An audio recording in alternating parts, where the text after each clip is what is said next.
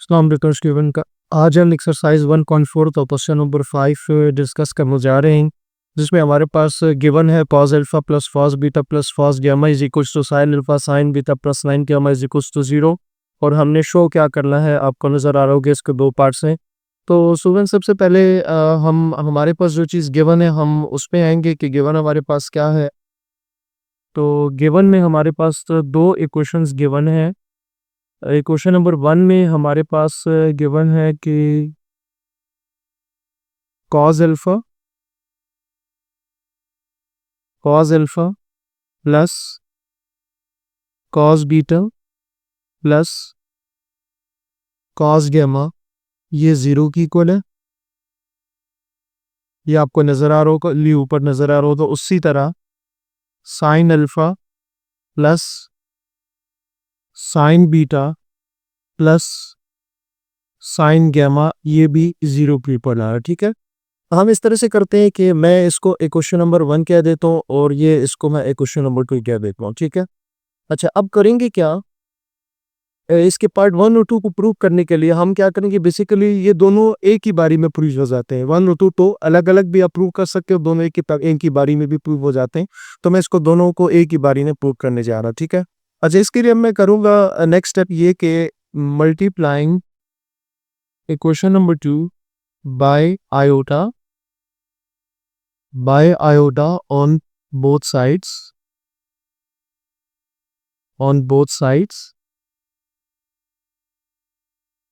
and add with equation number 1। ठीक है, ये मैंने स्टूडेंट ये लिखा। ये जो इक्वेशन नंबर 2 आपको नजर आ रही है, आपने इसको दोनों तरफ आयोटा के साथ मल्टीप्लाई करना है और आयोटा के साथ मल्टीप्लाई करने के बाद जो न्यू इक्वेशन आएगी उसको आपने इक्वेशन नंबर 1 के साथ ऐड करना है। कोई यही काम इसमें अब हम कर ले रहे हैं। तो जरा देखिएगा क्या आएगा यहाँ से। देखिए cos alpha plus cos beta plus cos gamma plus करेंगे। अब ये जो इक्वेशन नंबर 2 थी उसको आपने आयोटा के साथ मल्टीप्लाई करना था, तो ये आ जाएगा sin alpha plus sin beta plus sin gamma और 0 को आयोटा के साथ मल्टीप्लाई करेंगे तो वो 0 ही आ जाएगा। मैंने डायरेक्ट कर दिया। ठीक है, मैंने सिंपल किया क्या है कि मैंने इस इक्वेशन नंबर 2 की दोनों तरफ को आयोटा के साथ मल्टीप्लाई किया। जो न्यू इक्वेशन आई है, जो आपको ये नज़र आ रही है, ये न्यू इक्वेशन है। उसको मैंने क्या किया, उसको मैंने इक्वेशन नंबर 1 के साथ ऐड कर दिया। तो मैंने थोड़े से स्टेप्स को डायरेक्ट कर दिया। तो आप अगर चाहे तो उसको 1 बाय 1 भी कर सकते हैं, तो ये इस तरह से हो जाएगा। अच्छा अब क्या करेंगे स्टूडेंट के cos alpha plus cos beta plus cos gamma iota को मल्टीप्लाई कर देते हैं, तो ये आ जाएगा iota sin alpha plus iota sin beta plus iota sin gamma is equals to 0 आ जाएगा। अच्छा अब यहाँ स्टूडेंट जो cos वाली टर्म्स है, लेट्स से मैं आपको ये वाली पॉइंट आउट करने लगा हूँ, cos अल्फा और ये आयोटा sin अल्फा, इनको अलग कर देते हैं। इसी तरह बीटा वाली जो टर्म्स है उनको अलग कर देते हैं और गामा वाली जो टर्म्स है उनको आपस में अलग कर देते हैं, बारी बारी सबको अलग कर देता है। तो यहाँ से क्या बनेगा देखिएगा, cos alpha plus iota sin alpha, ये मैंने अलग कर दिया अल्फा वाली टर्म्स को, प्लस अब जो बीटा वाली टर्म्स है cos beta plus iota sin beta, ये अलग कर दिए मैंने, plus cos gamma plus iota sin gamma is equals to 0 आ जाए। ठीक हो गया, यहाँ तक आपकी बात प्ले हो जाए। अच्छा नेक्स्ट स्टूडेंट, अब हम एक बात पहले एक्सप्लेन कर चुके हैं कि आइलर आइडेंटिटी हमारे पास एक होती है, आइलर्स आइडेंटिटी। मैं यहाँ दोबारा लिखने लगा हूँ। अच्छा आइलर आइडेंटिटी स्टूडेंट हमारे पास क्या होती है कि cos alpha plus iota sin alpha वो इक्वल होता है e आयोटा अल्फा के इक्वल होता है। मतलब ये हुआ कि जो ट्रिग्नोमेट्रिक फंक्शन है उसका जो एंगल होगा साइन और कॉस के साथ, वही एंगल उन पर पावर में भी आ रहा होगा। तो ये बात आपने ध्यान में रख ली। ठीक है, तो अब यहाँ से जरा देखें, अगर आप इसको देखें तो cause alpha plus iota sine alpha, इसकी जगह मैं क्या लिख सकता हूँ? इसकी जगह मैं लिख सकता हूँ ना, अब देखिए cause alpha plus iota sine alpha की जगह मैं क्या लिख सकता हूँ? यहाँ इसको मैं थोड़ा सा बॉक्स में बंद कर देता हूँ ताकि आपको पता चले कि हमने एक्स्ट्रा थोड़ा सा काम किया। इसको मैं इस तरह से साइड पे, ये मैंने इसको बॉक्स में अलग से क्लोज कर दिया। बाकी हम क्वेश्चन वहीं से स्टार्ट करेंगे, मतलब यहाँ से स्टार्ट करेंगे, ठीक है। तो cause alpha plus iota sine alpha की जगह क्या आ जाएगा? सो ये आ जाएगा स्टूडेंट आपके पास आयोटा अल्फा प्लस ये स्टूडेंट, अब चूंकि बीटा है तो ये आपके पास ई आयोटा बीटा आ जाएगा, सिंपल ई आयोटा बीटा आ जाएगा। और प्लस जो गैमा वाली टर्म्स है ये आपको नजर आ रही है, वहां पर सिंपल क्या आ जाएगा? गैमा आ जाएगा। तो यहां से आ जाएगा e iota gamma, e iota gamma is equals to 0 आ जाएगा। अच्छा, अब यहां से e iota alpha plus e iota beta, इसको मैं उस तरफ शिफ्ट कर देता हूँ तो माइनस ई आयोटा गैमा हो जाता। और मैं इसको इक्वेशन नंबर ए से रिप्रेजेंट करने लगा हूँ, इसको मैं इक्वेशन नंबर ए, ये आगे हम यूज करेंगे तो इसलिए मैं इसको अलग से करूँ, ठीक है। अच्छा, ये स्टेप करने के बाद दोनों तरफ हम क्यूब ले लेते हैं, e iota alpha plus e iota beta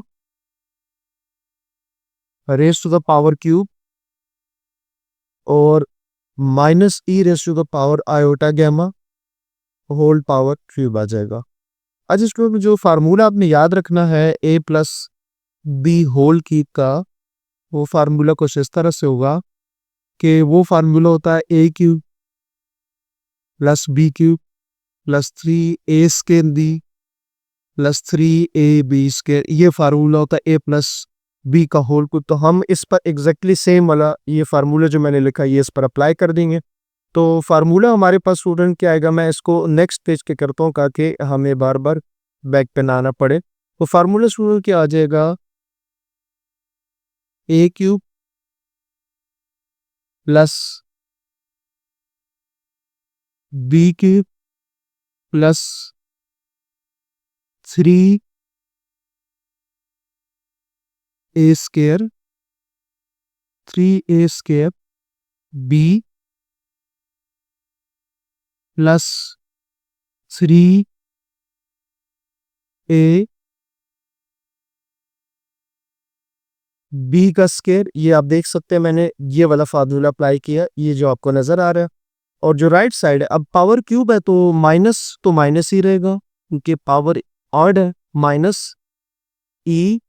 और इसको लिखा जा सकता है 3 आयोटा गैमा, इसको लिखा जा सकता है, पावर पावर आपस में मल्टीप्लाई हो जाती है। तो ये चीज आप में जहन में रखता हूँ, ठीक हो गया।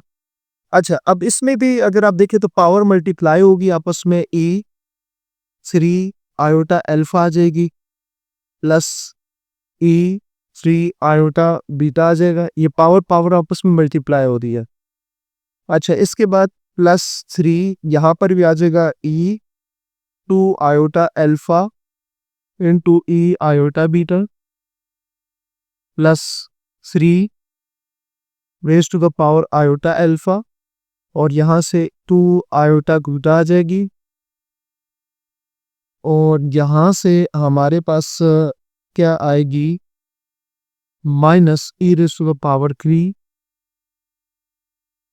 आयोटा गैमा आ जाएगा। अब थोड़ा सा मैं इसको ना टर्म्स को आगे पीछे करने लगा हूँ। ई 3 आयोटा अल्फा ये मैंने लिखे सबसे पहले, अब मैं इन दोनों को लिखूंगा, ये जो मुझे नजर आ रहे दोनों उनको मैं लिख देता हूँ, plus 3 E2 iota alpha e iota beta plus 3 iota alpha E2 iota beta, और फिर मैं इसको लिखूंगा plus 3 e raise to the power चलो plus e raise to the power 3 plus e raise to the power 3 iota beta. और right side as it is मैं लिख देता हूँ 3 आयोटा गैमा आ जाएगा। अच्छा जी, अब ई 3 आयोटा अल्फा। अच्छा सुनो, इसमें इन दोनों को आपने ज़रा देखना है, ये जो आपको नज़र आ रहा है इनमें से मैं कुछ कॉमन लेने लगा, प्लस एक तो मैं कॉमन लेने लगा हूँ 3 आयोटा अल्फा, ये मैंने कॉमन लिया, और ई आयोटा बीटा मैंने कॉमन लेना। तो यहाँ से 3 अभी में देखे 3 चला गया, E2 आयोटा अल्फा है ना, एक बाहर चला जाएगा एक अंदर रह जाएगा, आयोटा अल्फा बीटा अंदर बाहर चला गया, प्लस 3 भी बाहर चला गया इस वाली से में।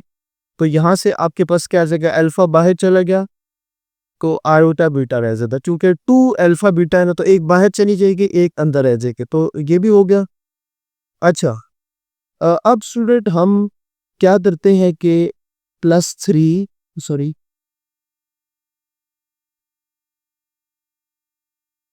e⁻³ iota beta minus e⁻³ iota gamma. अच्छा यहाँ पे आने के बाद स्टूडेंट आप इस चीज़ को अगर देखें तो ये हम ऑलरेडी ऊपर बात कर चुके हैं कि इसको मैंने एक क्वेश्चन 4 का नाम दिया था, ई iota alpha plus e iota beta. मैं आपको वहाँ पर ले दी जाता हूँ, ये आपको नज़र आ रहा होगा ई आयोटा अल्फा, ये जिसको मैं अंडरलाइन कर रहा हूँ, ई iota alpha plus e iota beta, ये किसकी इक्वल है, माइनस ई आयोटा गैमा। तो हम उसकी जगह वैल्यू पुट कर देंगे, मैं बाकी 3 iota alpha plus 3 iota alpha e iota beta, इसकी जगह वैल्यू पुट करूँगा तो ये आ जाएगा आयोटा गैमा, ये हो गया, प्लस E3 आयोटा बीटा। अच्छा ये जो लेफ्ट साइड है इसको हम राइट साइड जो है इसको लेफ्ट साइड पर शिफ्ट कर दें, तो E3 आयोटा गैमा आ जाएगा इज इक्वल्स टू 0। रीजन में स्टूडेंट हमने लिख देना यहाँ पे कि यूजिंग 4, कि हमने यूज़ किया है इक्वेशन नंबर 4 या ए को, सॉरी इक्वेशन नंबर ए को हमने यूज़ किया, तो ये इक्वेशन नंबर ए तो हमने यूज़ कर दिया, यूजिंग या यूज़ इक्वेशन नंबर ए हमने यूज़ कर लिया इक्वेशन नंबर ए के, ठीक हो गया। अच्छा अब 3 ई 3 आयोटा अल्फा, अच्छा यहाँ प्लस माइनस माइनस हो जाएगा, 3 iota alpha iota beta iota gamma plus E3 iota beta plus E3 iota gamma is equals to 0, E3 iota alpha plus E3 iota beta plus E3 iota gamma, और ये जो negative term है इसको right side पर shift कर लेते हैं, 3 E iota alpha, और इसकी जो बेसिस है मतलब पावर ऐड ही हो सकती है, ठीक हो गया, iota alpha iota beta and iota gamma, ये हमने तीनों ऐड करनी, ठीक है। तो नेक्स्ट पेज पे अब इसमें से आयोटा जो राइट साइड है उसमें से आयोटा कॉमन ले लेंगे, किस तरह से, E3 iota alpha plus E3 iota beta plus E3 iota gamma, और यहाँ से 3E आप देख सकते हैं कि पावर में से आयोटा सब में से कॉमन आ रहा है, iota alpha plus beta plus gamma, ठीक है।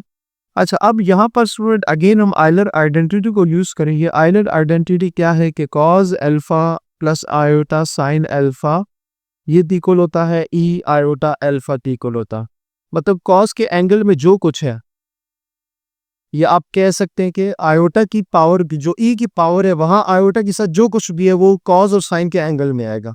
तो अगर यहाँ पर आप देखें ना, तो आयोटा के अलावा हमारे पास 3 और अल्फा, ई की पावर में आयोटा के अलावा 3 और अल्फा ऊपर आ रहे, इसका मतलब क्या है कि अगर मैं इस पर अप्लाई करूं आइलर आइडेंटिटी तो मेरे पास बनेगा कुछ इस तरह से, cos 3 alpha plus iota sine 3 alpha, iota sine 3 alpha, ये हमारे पास बन जाते हैं। जैसे इधर देखें आयोटा के साथ अल्फा है तो कॉज अल्फा और साइन अल्फा आ जाएगा, उसी तरह से अगर आयोटा के साथ 3 अल्फा आ जाए तो क्या हो जाएगा, cos 3 alpha cos 3 alpha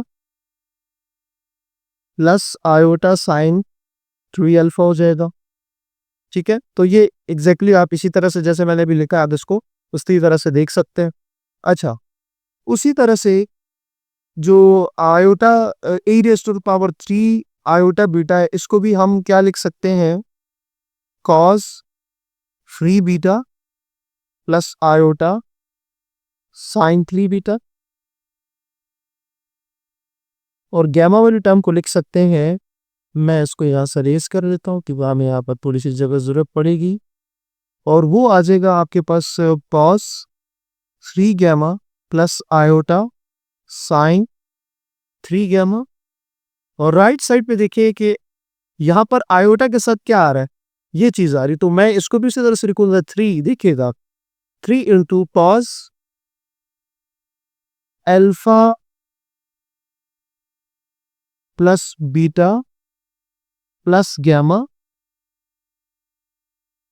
plus iota sine alpha plus beta plus gamma. ठीक है, अब यहाँ देखिए ई की पावर में आयोटा के साथ alpha plus beta plus gamma आ रहा था, तो कॉस के एंगल में alpha plus beta plus gamma आ जाएगा। तो ये चीज़ आप ये जहन में रखनी कि ई की पावर में आयोटा के अलावा जो कुछ होगा वो चीज़ साइन और कॉस के एंगल में आ जाएगा। तो ये हमने इस तरह से कर दो।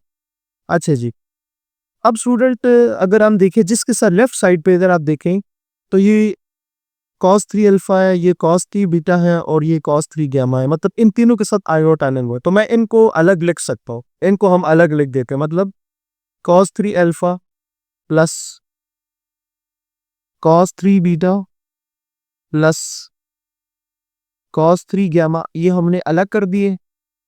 अब जिनके साथ आयोटा है, iota sine 3 alpha, iota sine 3 beta और आयोटा साइन 3 गैमा, इन तीनों में से आयोटा कॉमन ले लेते हैं, तो क्या आ जाएगा, साइन 3 अल्फा आ जाएगा प्लस साइन 3 बीटा आ जाएगा प्लस साइन 3 गैमा आ जाएगा, is equals to right side पे 3 को मल्टीप्लाई करवा 3 cos alpha plus beta plus gamma plus iota 3 sine alpha plus beta plus gamma, ये और ठीक है। तो अगर आप लेफ्ट साइड और राइट साइड को देखें तो लेफ्ट और राइट में आपको एक कॉम्प्लेक्स नंबर आ रहे हैं जो कि दोनों इक्वल है, लेफ्ट साइड पे और राइट साइड पे, तो हम क्या लिखेंगे कि comparing real and imaginary parts on both side, comparing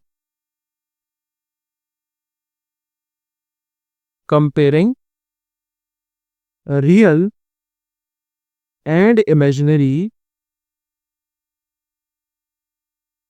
imaginary parts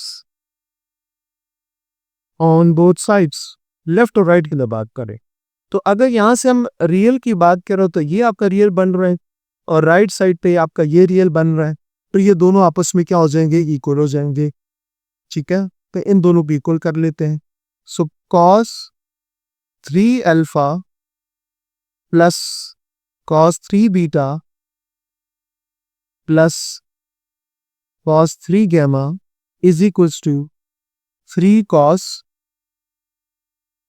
cos alpha plus beta plus gamma, ये चीज आ जाएगी। ये क्या किया हमने, रियल को रियल के साथ कंपेयर किया। अब इमेजिनरी को आयोटा के साथ जो कुछ है, मतलब ये और इधर आयोटा के साथ जो कुछ है, इनको जरा आपस में कंपेयर करें तो क्या आएगा जी, यहां से आपके पास आयोटा नहीं लिखना, sine 3 alpha plus sine 3 beta plus sine 3 beta plus sine 3 gamma is equals to 3 sine alpha plus beta plus gamma. तो अगर आप स्टूडेंट क्वेश्चन को देखें तो ये आपका पार्ट नंबर 1 तो हो गया और ये आपका पार्ट नंबर 2 हो जा।